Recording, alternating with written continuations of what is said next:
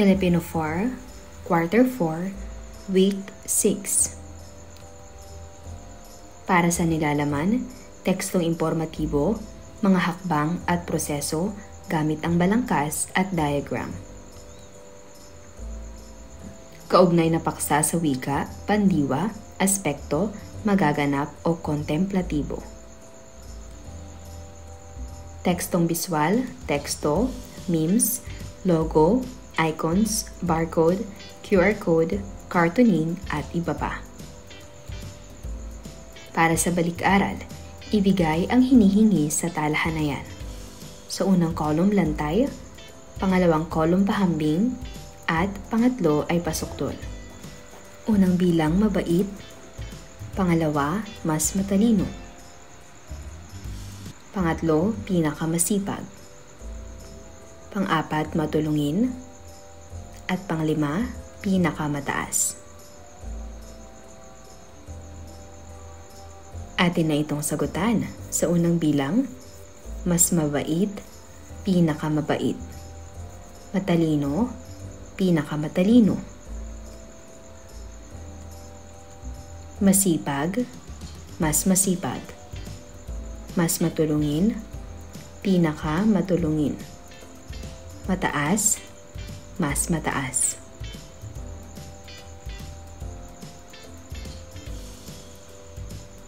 Pagmasdan ang larawan.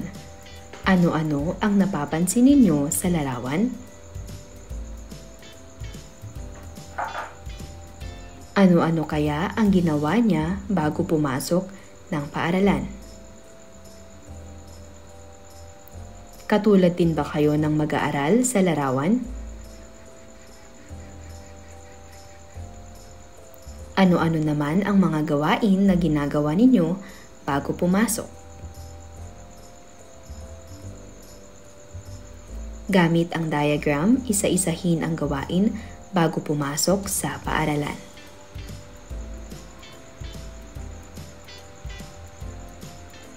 Narito ang diagram.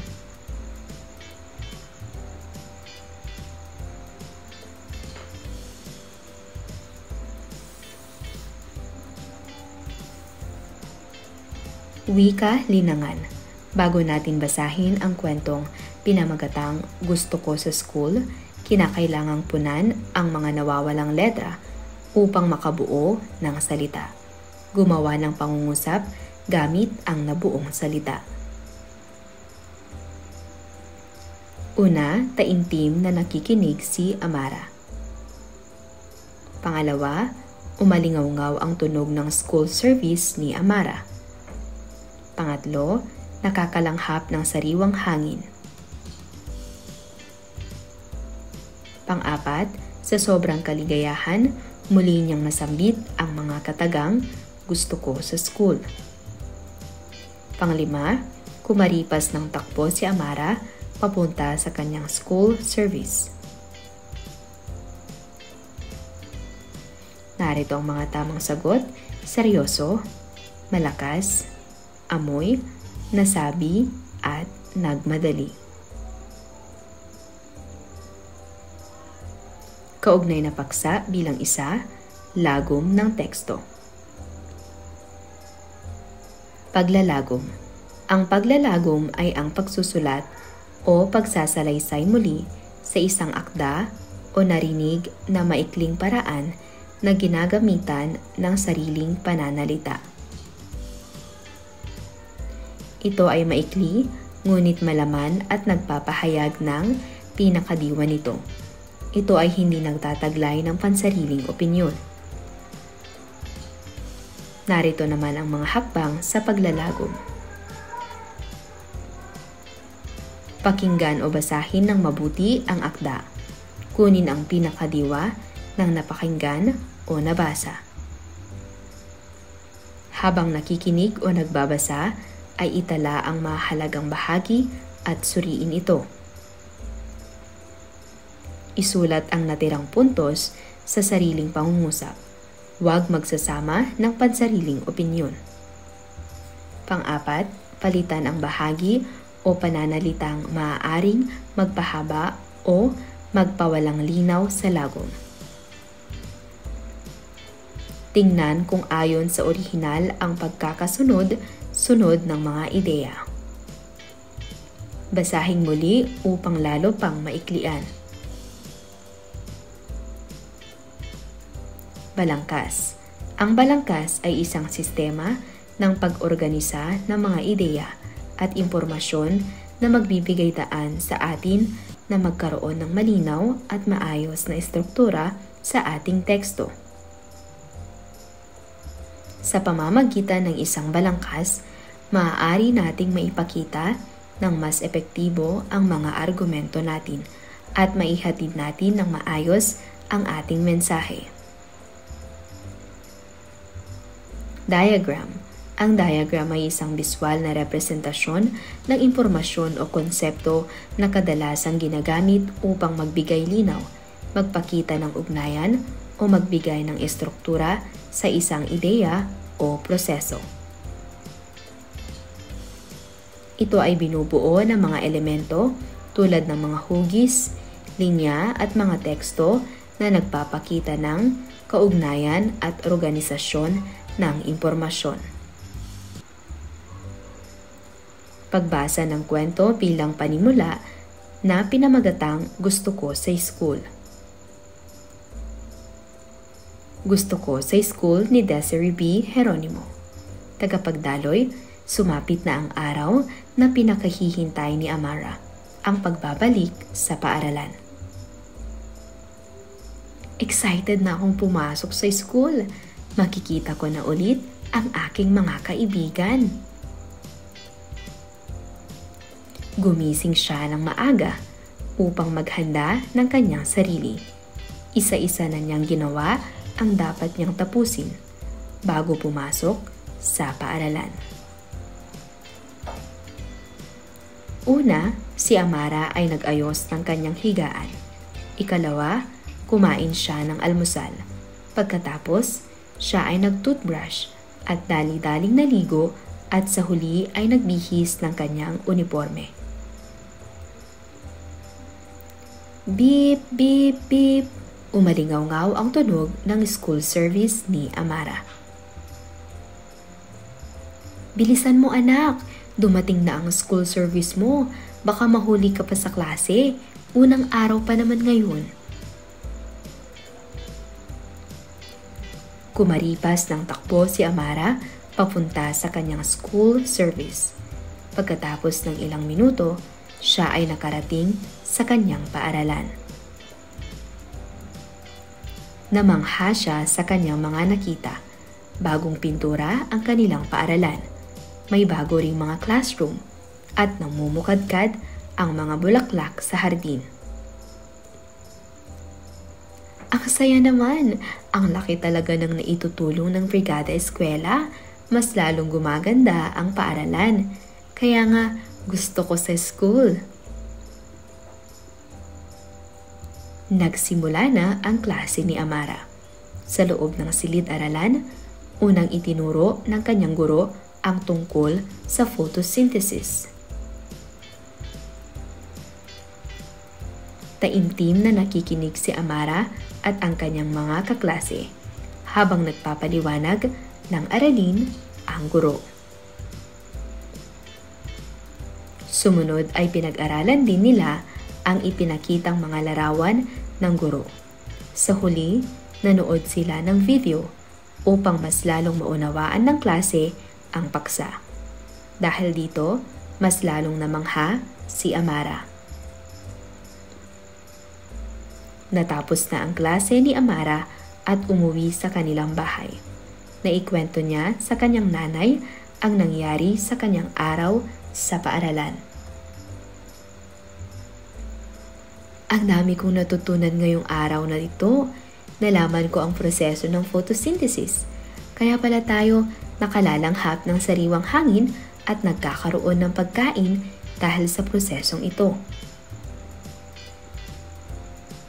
Magaling anak, naunawaan mong mabuti ang aralin ninyo ngayong araw. Opo nanay, masayang-masaya po ang unang araw ko. Isa po ito sa dahilan kung bakit talagang gusto ko sa school. Para sa mga gabay na tanong, tungkol saan ang tekstong nabasa? Mahusay, ang tekstong nabasa ay tungkol sa unang araw ni Amara sa paaralan at kung paano siya masaya at excited sa mga nangyari sa kanyang unang araw sa klase. Bakit nasasabik si Amara na pumasok sa paaralan? Tama, nasasabik si Amara dahil makikita niyang muli ang kanyang mga kaibigan at dahil sa mga pagbabago at kagandahan ng kanilang paaralan. Ano-anong mga napansin niya sa kanilang paaralan? Napansin ni Amara ang mga bagong pintura, mga bagong classroom at namumukadkad na mga bulaklak sa hardin. Bakit naging masaya ang unang araw niya sa paaralan? Naging masaya ang unang araw ni Amara dahil marami siyang natutunan, lalo na ang tungkol sa photosynthesis at naging maganda ang kanyang karanasan sa klase.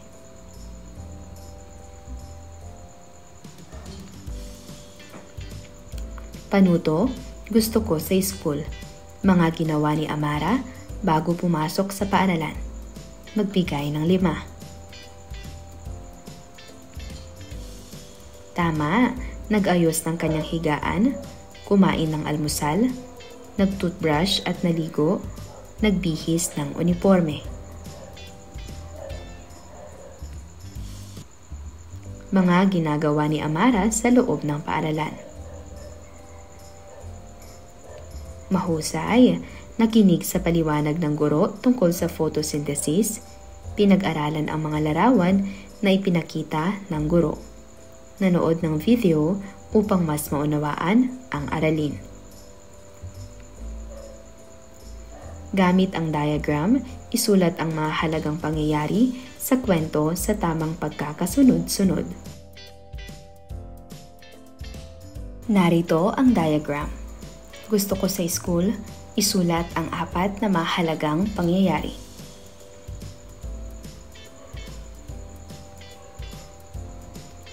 Tekstong informatibo, proseso.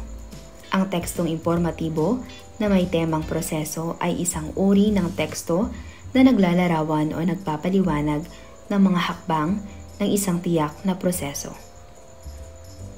Layunin nito na magbigay ng impormasyon at maipaliwanag ng maayos ang mga hakbang na kailangang sundan sa paggawa ng isang bagay o pagbuo ng isang konsepto.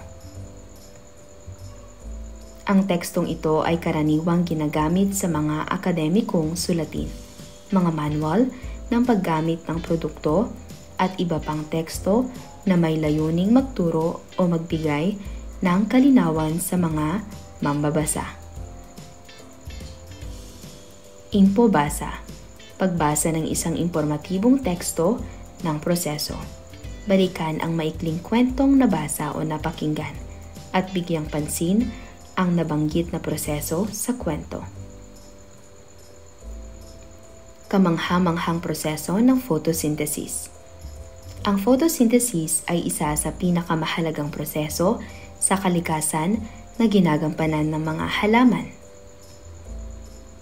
Sa pamamagitan nito, ang mga halaman ay nakakagawa ng kanilang sariling pagkain at naglalabas ng oxygen na mahalaga para sa buhay ng iba't ibang mga organismo sa mundo.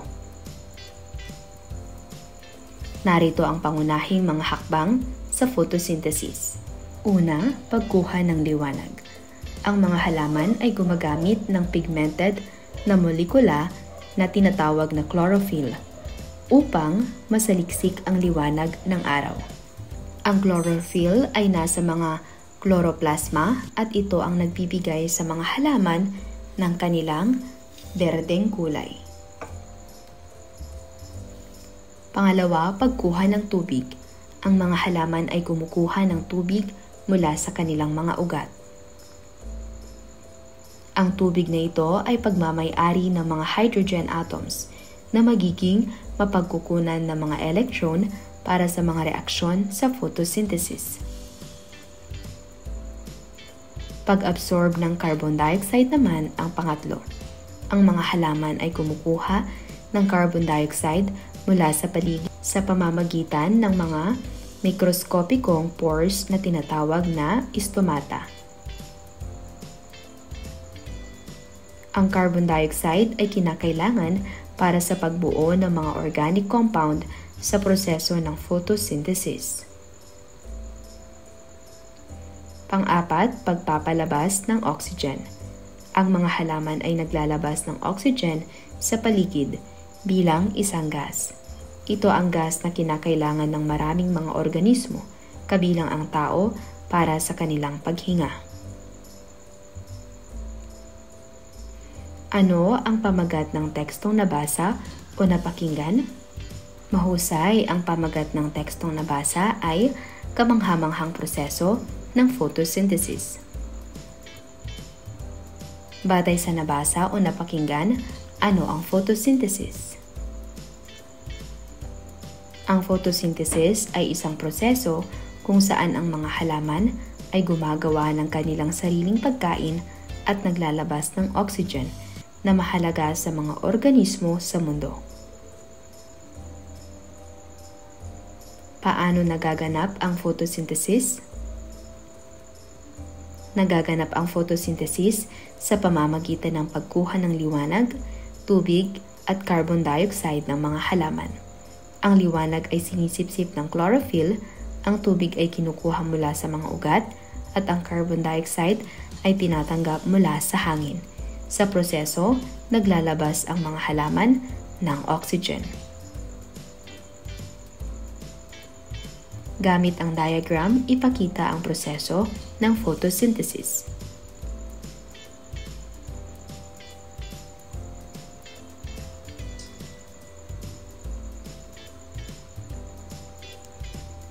Gagraduate ako. Ang edukasyon ang isa sa pinakamahalagang bagay sa isang mag-aaral. Gamit ang diagram sa ibaba, ibigay ang mga proseso o dapat gawin upang makapagtapos ng pag-aaral. Narito ang diagram. Isulat ang mga dapat gawin upang makapagtapos ng pag-aaral. Magbigay ng 4.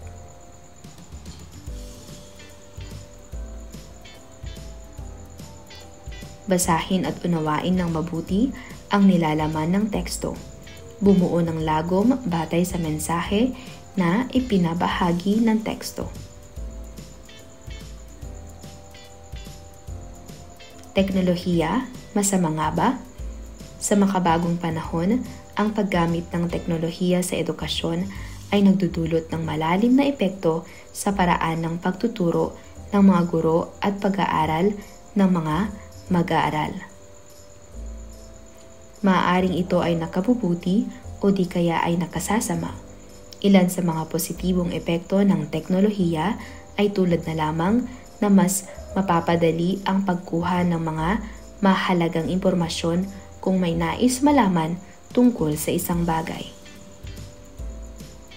Ito rin ay nakatutulong upang mas lalong mapaunlad ang karanasan ng mag-aaral sa pagkatuto.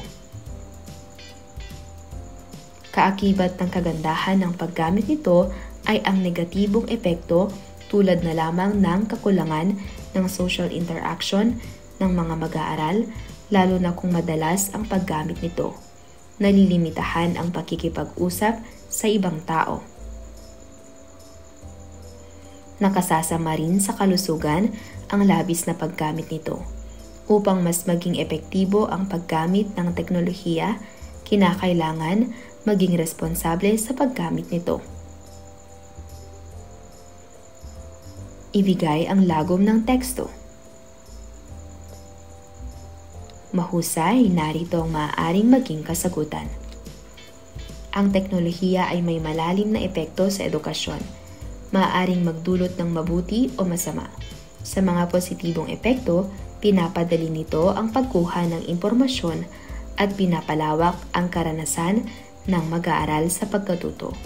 Ngunit, may mga negatibong epekto rin ito, tulad ng kakulangan sa social interaction at mga problema sa kalusugan dahil sa labis na paggamit. Upang maging epektibo ang teknolohiya, Mahalaga ang pagiging responsable sa paggamit nito. Kaugnay na paksa bilang 3, nagagamit ang mga bahagi ng pananalita sa pagpapahayag. Pandiwa, aspekto, magaganap o kontemplatibo. Balikan natin ang maikling kwentong gusto ko sa school. Bigyang pansin ang mga piling pangungusap mula sa teksto. Excited na akong pumasok sa school, makikita ko na ulit ang aking mga kaibigan. Gumising siya ng maaga upang maghanda ng kanyang sarili. Bilisan mo anak, dumating na ang school service mo, baka mahuli ka pa sa klase. Unang araw pa naman ngayon. Ano ang napansin mo sa salitang mga may salang guhit? Ano ang isinasaad nito?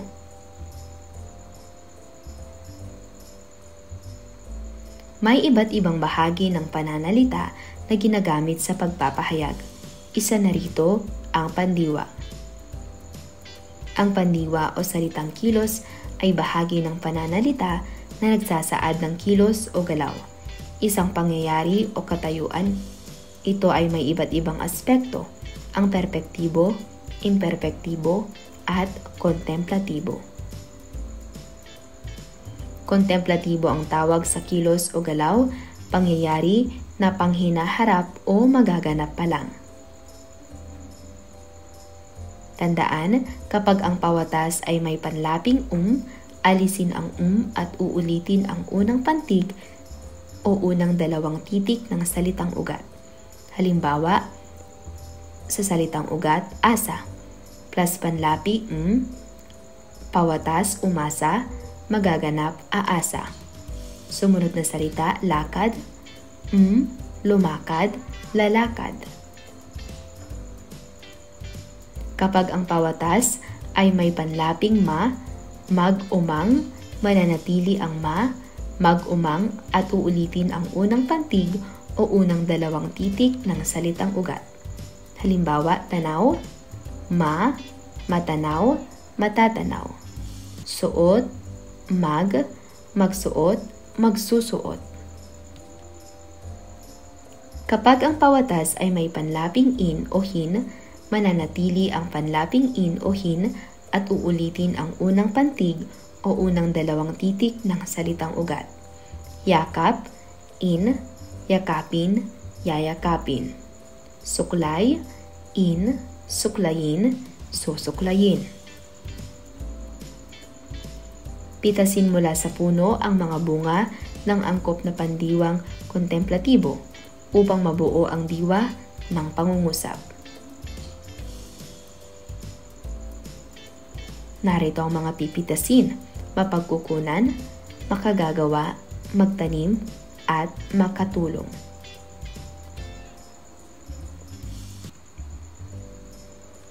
Una, sa tulong ng photosynthesis, patlang ang halaman ng sarili niyang pagkain. Pangalawa, hanggat pangatlong bilang, mahalaga ang carbon dioxide sa mga halaman upang patlang ng organic compound sa proseso ng photosynthesis. Ang tubig na ito ay pagmamay-ari ng mga hydrogen atoms na magiging patlang ng mga electron para sa mga reaksyon sa photosynthesis. Ang mga mag-aaral ay kailangang patlang din ng halaman bilang pagpapakita ng pagmamahal sa kalikasan. Narito ang mga tamang sagot: makagagawa, makatulong, pagbuo, mapagkukunan, at magtanim.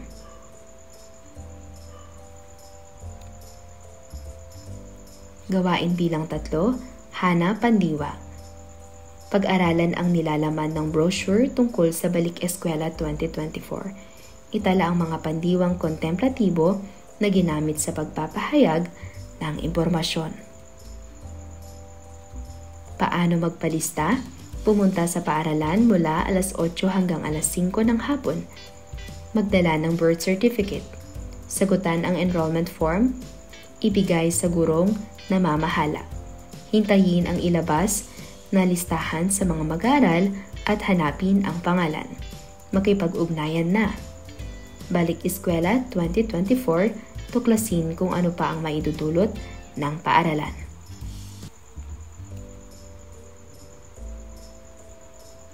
Isulat ang pandiwang kontemplatibo. Narito ang mga tamang sagot. Makipag-ugnayan, magpalista, tuklasin, pumunta, magdala, sagutan, ibigay, hintayin, hanapin, at bisitahin. Suri Rawan. Balikan at suriing muli ang larawan ng brochure sa nakaraang aralin. Ano ang nilalaman ng brochure o polyeto? Tungkol saan ang impormasyong mababasa rito? Mahalaga ba ang mga impormasyong nakalagay dito? Bakit? Ilang halimbawa ng tekstong biswal. Babala, ito ay ginagamit upang magsilbing paalala o pagbibigay impormasyon upang maiparating sa lahat at makaiwas sa sakuna o aksidente. Kadalasan, ito ay inilalagay sa mga lugar na madaling makita o mapansin. Anunsyo, ito ay maikling pahayag na nagbibigay ng impormasyon ukol sa isang bagay.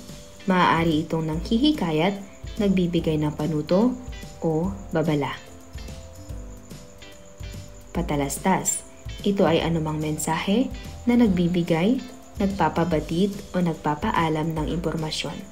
Nagtataguyod ng isang tiyak na produkto, serbisyo o kaganapan. Makikita ang mga ito sa telebisyon, social media, radyo, pahayagan, magazine o billboards. Maaaring ito ay nakasulat o nakalimbag sa isang dyaryo, magazine, polyeto at iba pa. Ito ay maaari ding verbal kung saan ginagamit ang boses upang ihayag ang produkto o serbisyo. Madalas ito sa television, online selling at social media. Layunin nito na hikayatin ang mga manonood o mga nagbabasa na bilhin ang produkto o serbisyo o kaganapan. Ito ay isang patalastas. Talas-lapat. Bumuo ng isang anunsyo o patalastas tungkol sa pagdiriwang ng pista sa inyong lugar. Gawin ito sa isang short bond paper. Panoorin ang video na pinamagatang Bakit Umuulan?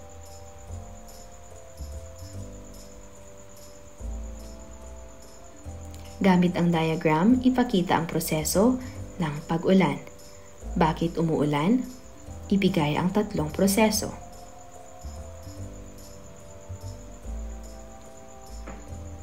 Piliin at bilugan ang angkop na pandiwang bubuo sa diwa ng pahayag sa teksto. Bakasyon pagkatapos ng klase. Malayo pa lang ay inaasam-asam ko na ang darating na bakasyon. Ito kasi ang panahon na nakapagpapahinga tayo sa mga gawain sa paaralan. Sabi ni nanay, umuwi raw kami sa probinsya ng Quezon upang makapagpakasyon doon. Naisip ko ano-ano kaya ang maaari kong gawin kapag nandoon na kami. Inilista ko na ang mga plano ko upang pagdating doon ay alam ko na ang aking mga gagawin. Una, maliligo kami ng mga pinsan ko sa ilog. May malaking ilog kasi na malapit sa bahay ng aking lolo at lola.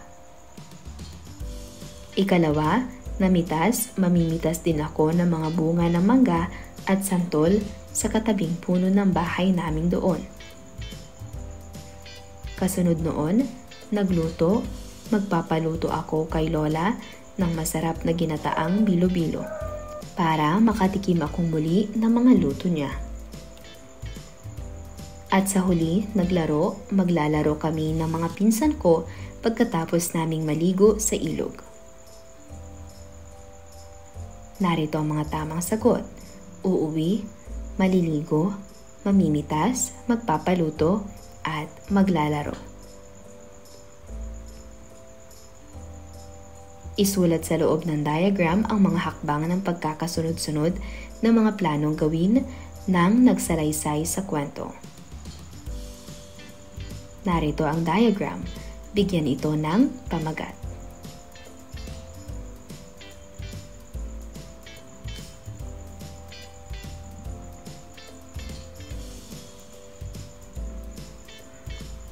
Gumawa ng isang babala tungkol sa paliligo sa ilog batay sa tekstong binasa sa gawaing B.